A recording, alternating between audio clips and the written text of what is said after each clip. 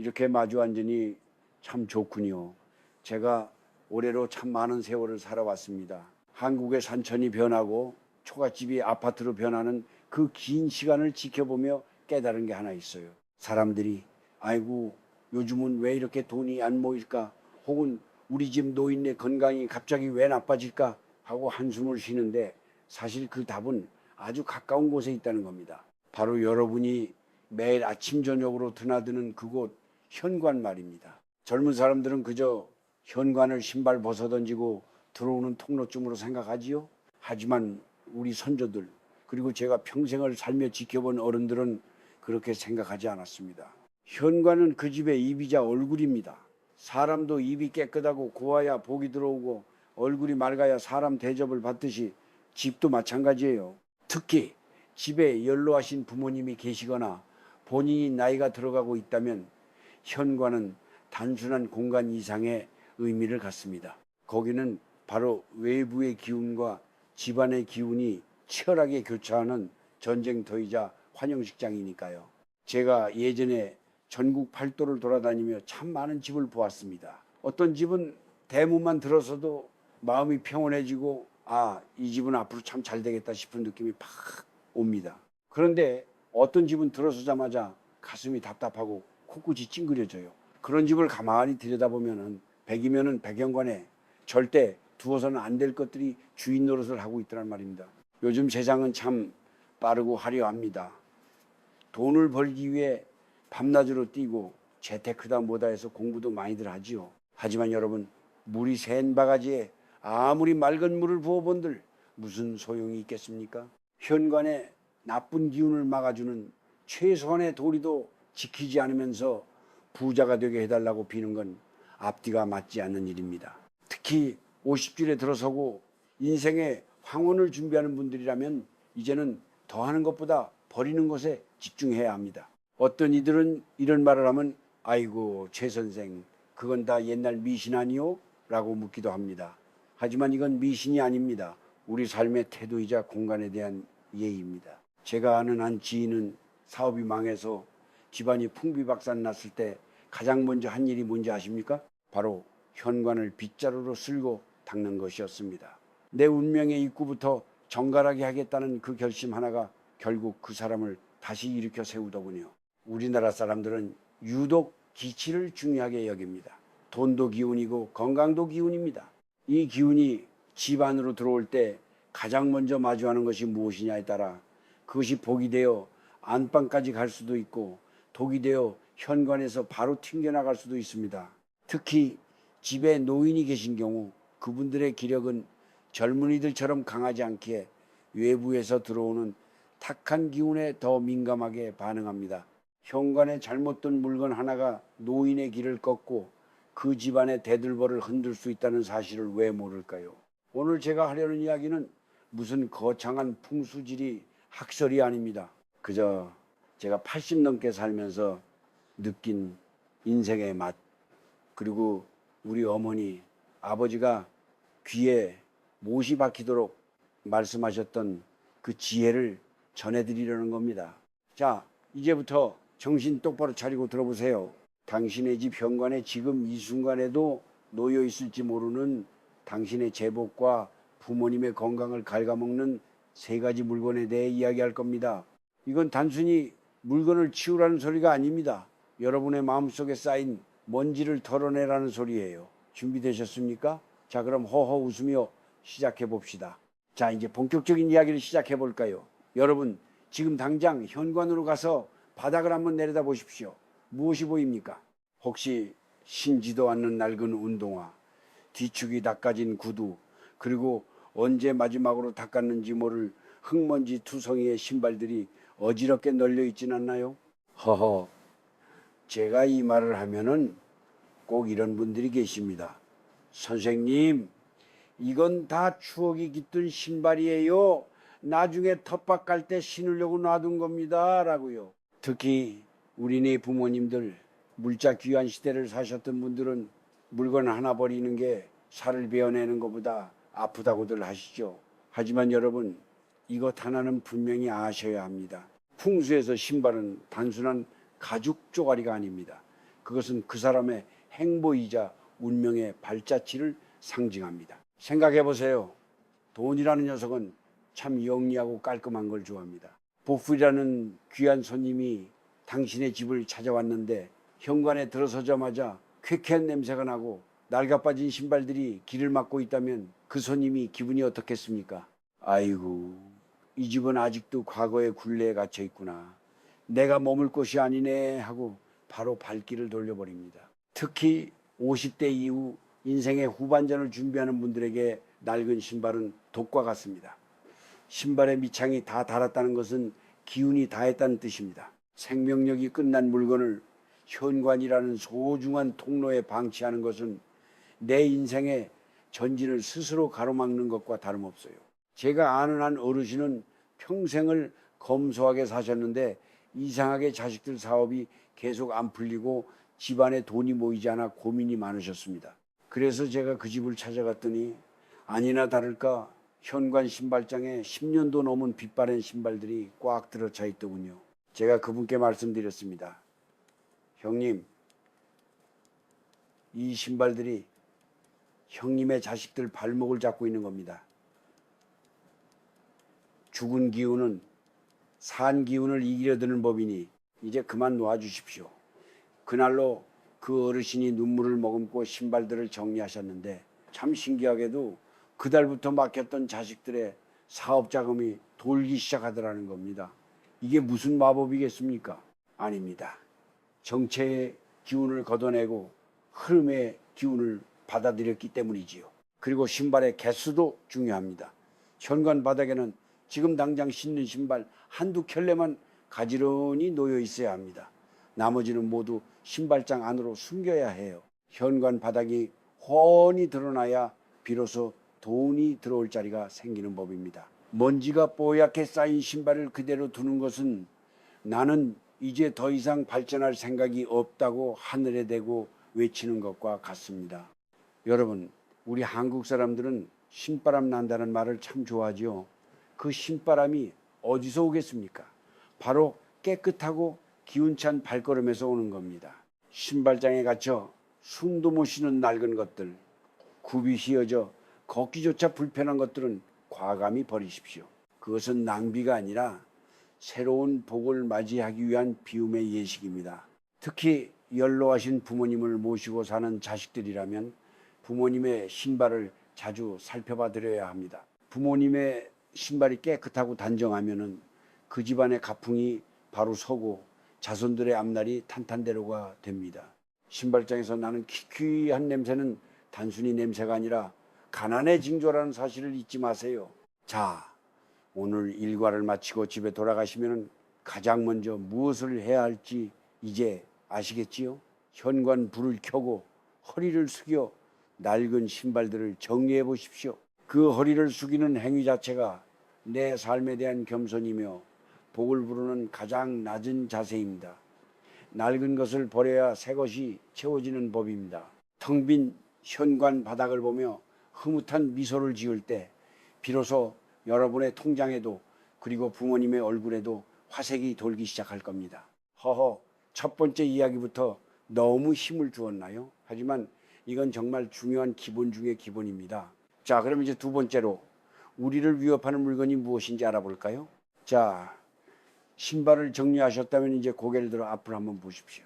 혹시 현관문을 열자마자 여러분의 모습이 훤히 비치는 커다란 거울이 정면에 떡하니 버티고 있지는 않습니까?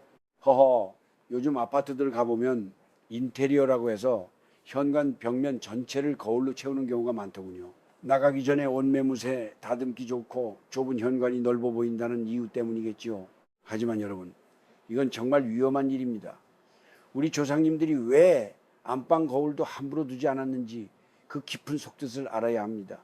풍수지리에서 거울은 반사와 흡수의 힘을 가진 아주 강력한 도구입니다.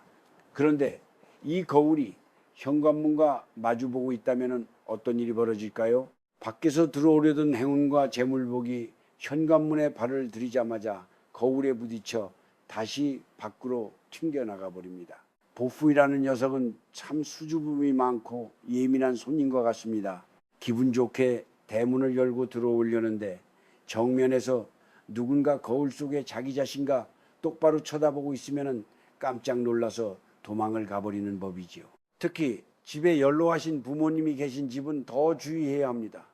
나이가 들면 기력이 약해지고 심장이 예민해집니다. 어둑어둑한 저녁에 밖에서 들어오다가 거울 속에 비친 자신의 그림자를 보고 움찔하며 놀라는 일이 잦아지면 그것이 곧 신경쇠약으로 이어집니다.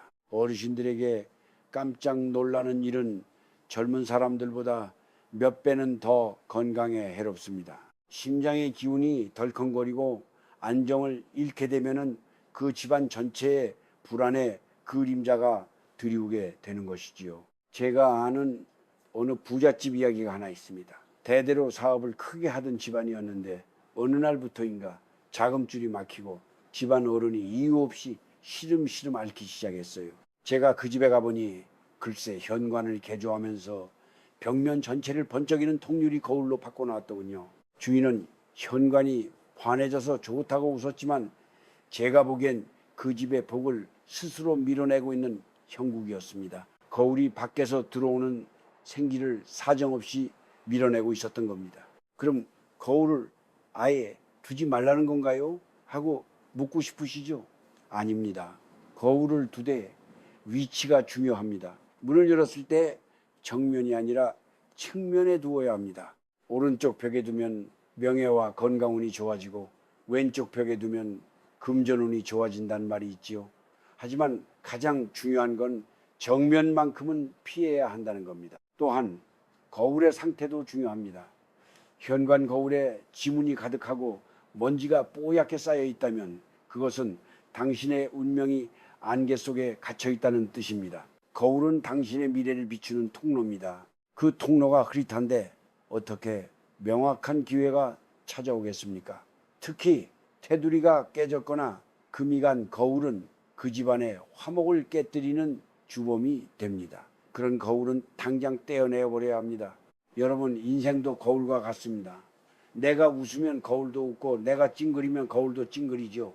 현관에 둔 거울이 여러분의 찌든 표정, 짜증 섞인 얼굴만 매일같이 반사하고 있다면 그 집안에 무슨 좋은 기운이 깃들겠습니까? 만약 구조상 거울을 옮길 수 없다면 관엽식물이나 그림으로 거울의 일부분을 가려 기운을 분산시켜야 합니다. 그것이 집안의 어른을 보호하고 밖에서 들어오는 재물을 안방 금고까지 모시는 지혜로운 방법입니다.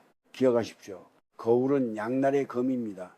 잘 쓰면 집안을 환하게 밝히는 등불이 되지만 잘못 두면 우리 집의 복을 걷어차버리는 방패가 됩니다. 지금 이 방송을 듣고 있는 당신, 혹시 지금 현관문 정면에 서서 거울 속의 자신과 눈이 마주치지는 않았나요?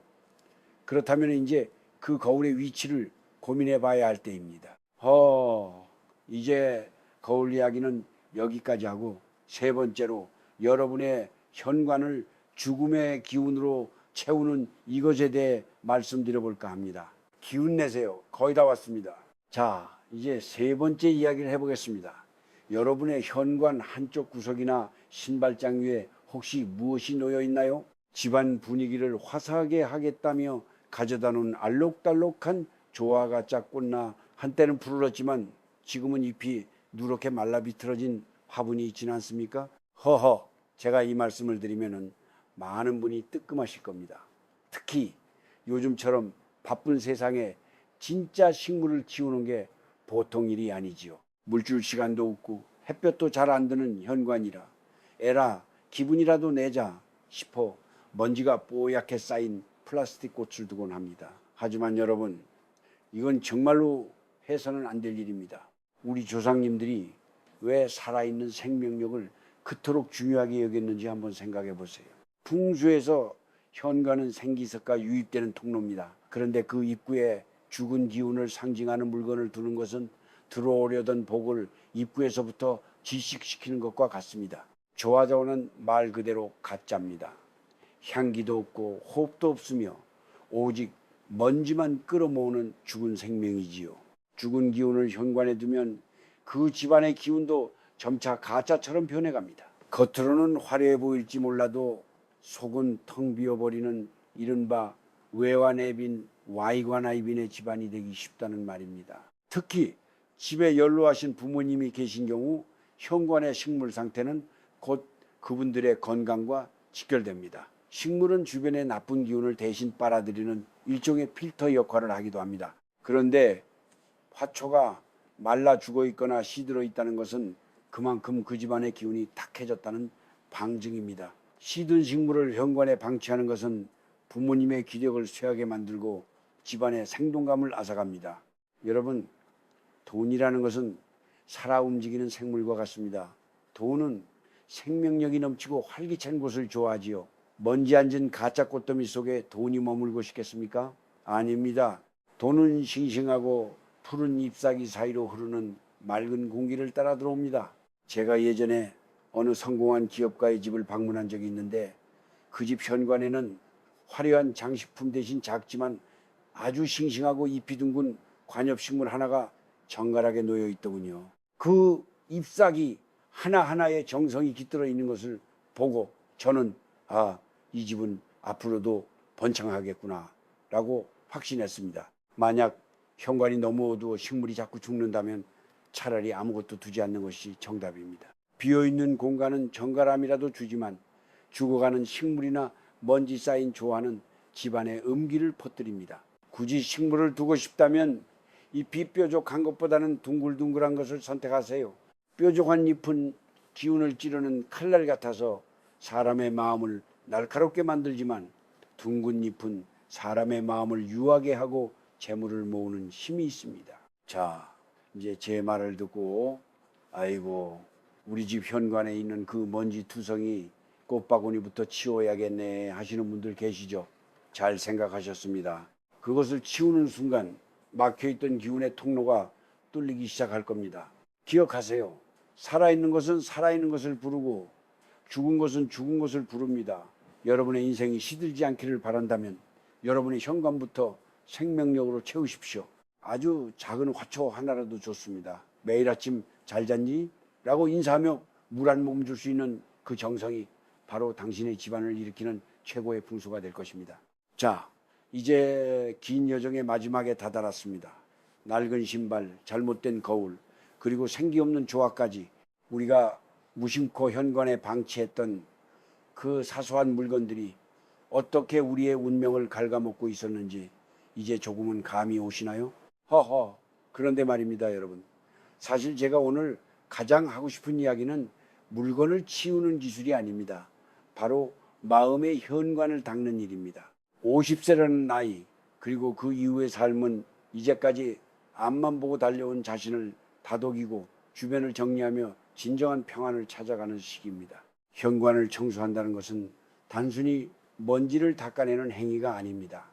그것은 내 삶에 들어오는 모든 인연과 복을 귀하게 여기겠다는 태도의 변화입니다. 내가 내 집 입구를 정성껏 가꿀 때 그곳을 드나드는 내 가족이 귀해지고 그곳을 방문하는 손님이 대접받는 느낌을 받게 됩니다. 결국 복이라는 것은 내가 나를 귀하게 여길 때 비로소 찾아오는 손님인 것이지요. 특히 우리 나이대가 되면은 외로움이 찾아오기도 하고 자식들 걱정에 밤잠을 설치기도 합니다. 내 팔자가 왜 이럴까 싶어 한숨이 나올 때도 있지요. 그럴 때일수록 저는 여러분께 권합니다. 현관으로 가십시오. 그리고 빗자루를 드세요. 내 마음의 근심을 털어내듯 현관 바닥을 쓸고 내 눈앞에 흐릿한 미래를 닦아내듯 거울을 닦으십시오. 공간이 맑아지면 정신이 맑아지고 정신이 맑아지면 보이지 않던 해결책이 보이기 시작합니다. 여러분, 인생은 결국 환대입니다. 내가 세상을 어떻게 환대하느냐에 따라 세상도 나를 환대해 줍니다. 집의 얼굴인 현관을 환하게 밝히고 정갈하게 유지하는 것, 그것이 바로 세상을 향해 나는 당신을 맞이할 준비가 되었습니다 라고 말하는 가장 품격 있는 자세입니다. 돈도 중요하고 건강도 중요합니다.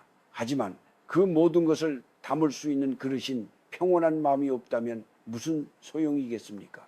오늘 제가 알려드린 3가지 금기를 지키는 것부터 시작해 보세요. 그것은 아주 작은 변화처럼 보이지만 시간이 흐르면 여러분의 가문을 바꾸고 부모님의 여생을 편안하게 하며 자식들의 앞길을 열어주는 큰 물줄기가 될 것입니다. 이제 말씀을 마칠까 합니다. 여러분의 현관이 늘 맑은 햇살처럼 환하고 들어오는 발걸음마다 복이 묻어나는 그런 집이 되기를 진심으로 기도하겠습니다. 낡은 것은 과감히 보내주고 새로운 기운을 기쁘게 맞이하십시오. 인생의 진짜 맛은 이제부터 시작입니다.